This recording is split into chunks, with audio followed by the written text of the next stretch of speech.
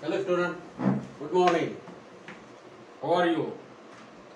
Very nice. Today we are going to learn science. आज आपण विज्ञान बघणार आहोत. इलेक्ट्रॉन स्वरूपन, इलेक्ट्रॉनिक कॉन्फिगरेशन. मूलद्रव्य धातू आहेत की अधातू, whether is it metals or non-metals. First of all, electron स्वरूपात we are taking example sodium first. Na,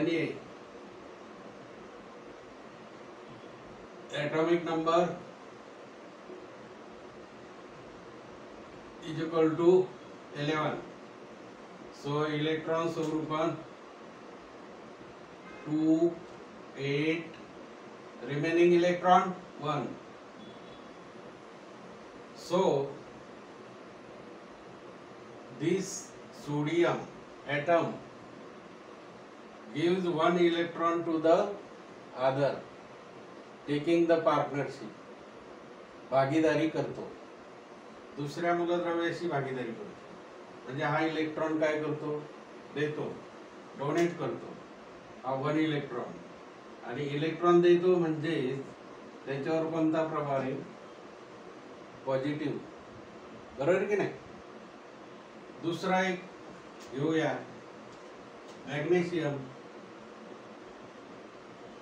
मॅग्नेशियमचं electron स्वरूपन काय, ॲटॉमिक नंबर किती आहे, 12. 12. So 2, 8 आणि 2. outermost orbit 2 electrons are there. बाह्यतम कक्षेमध्ये किती इलेक्ट्रॉन आहेत, 2 इलेक्ट्रॉन आहेत. मग तो त्याचा अष्टक पूर्ण करण्यासाठी इलेक्ट्रॉन देणार की घेणार, तो इलेक्ट्रॉन देणार, तो भागीदारी करणार, taking the partnership to the other atom. म्हणजे हा सुद्धा 2 इलेक्ट्रॉन मूलद्रव्याला देणार. म्हणजेच Mg वर किती प्रभार, 2 धन, पॉझिटिव्ह. म्हणजे तो क्लोरीनला देईल किंवा ऑक्सिजनला देईल, कोणत्या तरी मूलद्रव्याला तो भागीदारी करणार. मग तो इलेक्ट्रॉन देतो.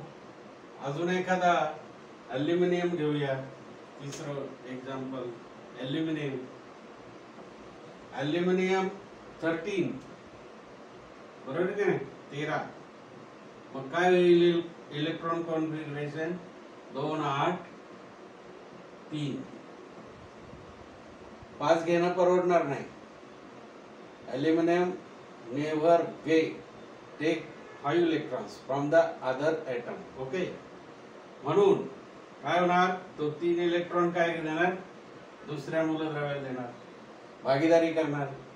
म्हणजे हे देणारे आहे आणि त्याच्यावर कोणता प्रभार असणार आहे, ॲल्युमिनियम +3. म्हणजे टू डोनेट द इलेक्ट्रॉन. म्हणून हे जे आहे धन प्रभार, हे सर्व धातूमध्ये, they are metals. They are metals. They are metals.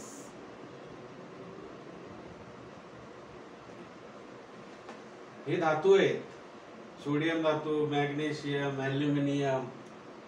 कारण ते इलेक्ट्रॉन देतात easily, to take part other partnership. बरोबर की नाही. आता दुसरे, हे इलेक्ट्रॉन स्वरूपान हे धातूचं झालं. आता आपण दुसरे बघूया. Okay, can I clean this. Okay.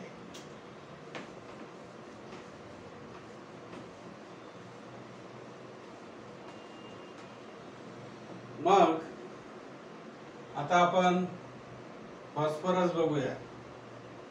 Phosphorus P, atomic number किती आहे, 15 आहे. मग त्याचं इलेक्ट्रॉन स्वरूपन काय होईल, इलेक्ट्रॉनिक कॉन्फिगरेशन काय होईल 2 8 बरोबर. आणि शेवटी किती राहिले 5 15 झाले की नाही. मग तो 5 इलेक्ट्रॉन देऊ शकेल का? नाही. काय करणार तो ऑक्टेट पूर्ण होण्यासाठी ऑक्टेट पूर्ण होण्यासाठी कितीची गरज आहे त्याला 3 इलेक्ट्रॉनची गरज आहे. इलेक्ट्रॉनवर कोणता प्रभार आहे मायनस ऋण प्रभार आहे. ऑक्टेट पूर्ण होण्यासाठी पॉझिटिव्ह 3 इलेक्ट्रॉनची गरज आहे. म्हणून तो 3 इलेक्ट्रॉन काय करतो घेतो आणि त्याच्यावर कोणता प्रभार होईल मायनस. दुसरं बघा क्लोरीन घ्या. क्लोरीन 17 इलेक्ट्रॉनिक कॉन्फिगरेशन काय आहे 2 8 रिमेनिंग इलेक्ट्रॉन 7. ऑक्टेट पूर्ण होण्यासाठी किती इलेक्ट्रॉनची गरज आहे 1 इलेक्ट्रॉन. मग तो काय करतो घेतो आणि मग त्याच्यावर कोणता प्रभार होतो Cl मायनस 1 इलेक्ट्रॉन घेतो अष्टक पूर्णसाठी म्हणून त्याच्यावर Cl मायनस. या ठिकाणी फॉस्फरस बघा 15 आहे 15 इलेक्ट्रॉनिक कॉन्फिगरेशन काय होईल 2 8 5 म्हणजे 3 इलेक्ट्रॉन घेतो. फॉस्फरसचं पाहिलं आपण नाही का. मग आर्गॉनचं बघा आर्गॉन किती आहे 18 इलेक्ट्रॉन. मग त्याचं इलेक्ट्रॉन स्वरूपन 2 8 आणि परत 8 इलेक्ट्रॉन हे ऑक्टेट पूर्ण झालेले आहे. म्हणजेच आर्गॉन हा काय न्यूट्रल आहे 0 ब्लॉक एलिमेंट आहे. तो रासायनिक अभिक्रियेमध्ये भाग घेत नाही म्हणून त्याला शून्य गणात म्हटलं 0 ब्लॉक एलिमेंट. ना मेटल ना नॉन मेटल ना गॅस म्हणजे it is neither metal nor gas. So argon is a neutral it is 0 गणातला मूलद्रव्य आहे. मग फॉस्फरस क्लोरीन हे मायनस आहे म्हणून हे काय आहे अधातू आहे. ते आर नॉन मेटल.